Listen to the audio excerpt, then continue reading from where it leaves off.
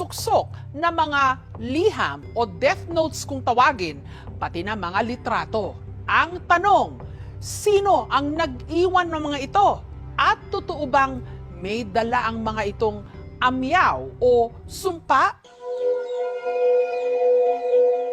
Ang takot ngayon ng mga residente ng Liloy sa Zamboanga del Norte, nag-uugat sa puno ng balete na nakitaan kamakailan.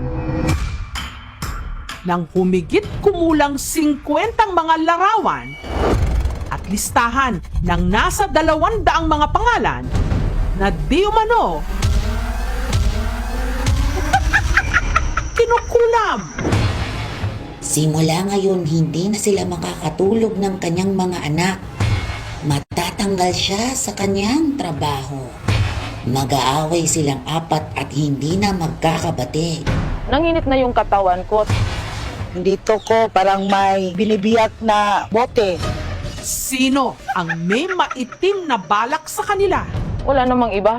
Siya lang naman yun. Kinatakutan ko kasi yung mga anak ko eh. Maliliit pa. At paano makukontra ang di umano kapangyarihang itim?